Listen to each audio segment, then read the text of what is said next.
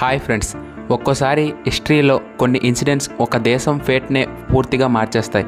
అప్పటిదాకా నార్మల్గా ఉన్న కంట్రీస్ రాత్రికి రాత్రే వరల్డ్ మ్యాప్లో పవర్ఫుల్ నేషన్స్గా ఎమర్జ్ అవుతాయి. దీనికి కారణం వాళ్ళ భూమి కింద లేదా సముద్రం అడుగున దాగి ఉన్న బ్లాక్ గోల్డ్. అదేనండి crude oil. Norway, Saudi Arabia, UAE లాంటి దేశాలు ఆయిల్ రిజర్వ్స్ కనుగొన్నాక వాళ్ళ ఎకానమీ రాకెట్ స్పీడ్తో దూసుకెళ్ళింది. రీసెంట్గా సౌత్ అమెరికాలోని గయానా అనే చిన్న దేశం స్టోరీ కూడా ఆల్మోస్ట్ ఇలాంటిదే. ఆయిల్ దొరికాక అది ప్రపంచంలోనే ఫాస్టెస్ట్గా గ్రో అవుతున్న ఎకానమీగా మారింది.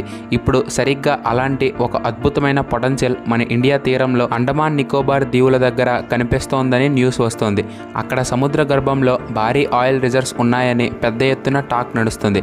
కానీ ఇక్కడ ఒక డౌట్ రావచ్చు. సముద్రం కింద వేల మీటర్ల లోతుల్లో ఆయిల్ ఉందని వాళ్ళకి అసలు ఎలా తెలిసింది?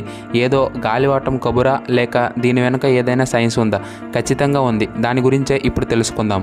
మన భూమి మీద, ముఖ్యంగా సముద్రాల అడుగున కోట్ల సంవత్సరాల క్రితం కొన్ని లోతైన గుంతల్లాంటి ప్రాంతాలు ఏర్పడ్డాయి. వీటినే సైంటిఫిక్ భాషలో సెడిమెంటరీ బేసిన్స్ అని అంటారు. ఆ టైంలో సముద్రంలోని ప్లాంక్టన్ లాంటి చిన్న చిన్న జీవులు, మొక్కలు చనిపోయి ఈ బేసిన్స్లో అడుగున పేరుకుపోయాయి. వాటి మీద రాళ్ళు, మట్టి, ఇసుక వంటివి పొరలు పొరలుగా కప్పేసుకుంటాయి. ఇలా లక్షల సంవత్సరాలు గడిచేసరికి పైన ఉన్న పొరల బరువు వల్ల కింద విపరీతమైన ప్రెజర్, వేడి పుడుతుంది.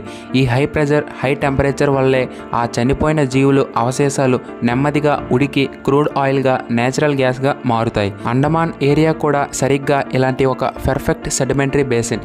ఇక్కడ మన ఇండియన్ ప్లేట్, సోండా ప్లేట్ అనేవి ఒకదానికొకటి గుద్దుకోవడం వల్ల ఆయిల్ ఏర్పడటానికి, స్టోర్ అవ్వటానికి కావాల్సిన జియోలాజికల్ కండిషన్స్ ఏర్పడ్డాయి. ఓకే, అక్కడ బేసిన్స్ ఉందని తెలుసు, కానీ అందులో ఆయిల్ ఉందో లేదో ఎలా కనుక్కుంటారు? ఇక్కడే సెస్మిక్ టెక్నాలజీ రంగంలోకి వస్తుంది. ఇది ఒక రకంగా సముద్ర గర్భానికి చేసే అల్ట్రాసౌండ్ స్కాన్ లాంటిది. సైంటిస్టులు ఒక షిప్ నుంచి శక్తివంతమైన సౌండ్ వేవ్స్ను సముద్రం అడుగుకు పంపిస్తారు. ఈ సౌండ్ వేవ్స్ కిందకు వెళ్ళి భూమి పొరల్లో ఉన్న రకరకాల రాళ్లను, నిర్మాణాలను తాకి తిరిగి పైకి వస్తాయి.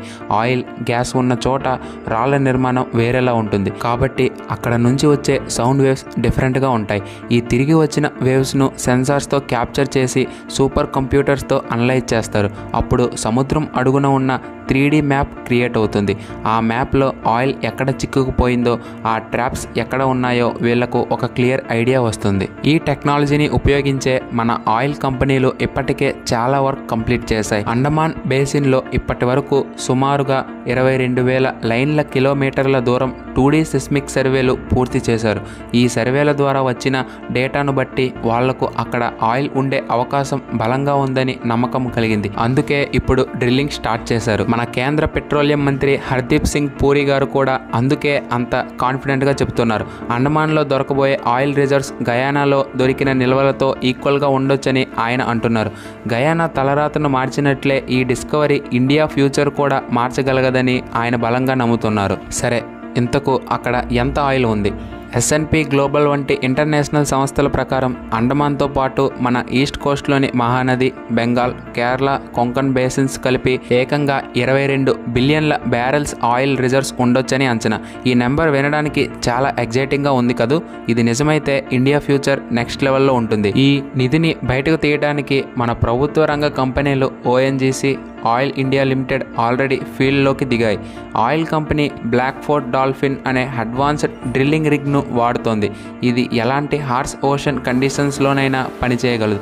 అలాగే ONGC కూడా ఒక ultra deep water drilling start చేసింది.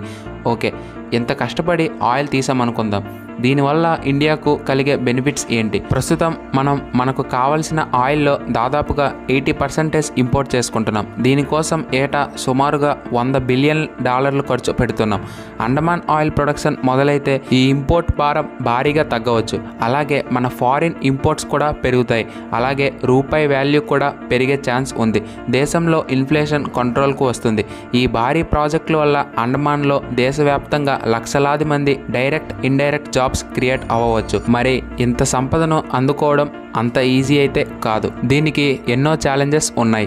అండమాన్ డీప్ వాటర్ ఏరియా కాబట్టి డ్రిల్లింగ్ చాలా కాంప్లెక్స్, ఇంకా చాలా కాస్ట్లీ. అండమాన్ అంటేనే సైక్లోన్స్, పెద్ద పెద్ద అలలు.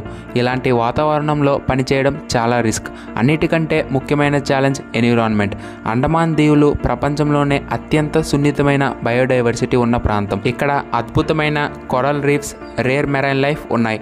చిన్న పొరపాటు జరిగిన, ఆయిల్ స్పిల్ లాంటి యాక్సిడెంట్స్ జరిగిన ఎన్విరాన్మెంట్కు చాలా పెద్ద డ్యామేజ్ జరుగుతుంది. అందుకే ఎకనామిక్ బెనిఫిట్ ఎంత ముఖ్యమో ఎన్విరాన్మెంట్ను ప్రొటెక్ట్ చేయడం కూడా అంతే ముఖ్యం.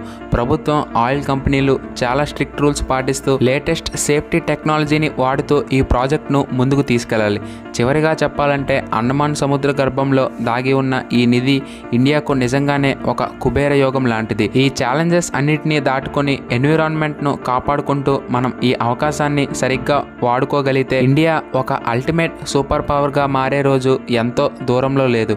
ఈ ఆయిల్ డిస్కవరీ మన దేశ ఫ్యూచర్ను ఎలా మారుస్తుందో వేచి చూద్దాం. సో ఇది ఫ్రెండ్స్ ఇవాల్టి వీడియో. ఈ వీడియో నచ్చితే లైక్ చేసి మన ఛానల్ను సబ్స్క్రైబ్ చేసి అలాగే మీ ఫ్రెండ్స్ అండ్ ఫ్యామిలీ మెంబర్స్తో షేర్ చేయండి. Thank you for watching.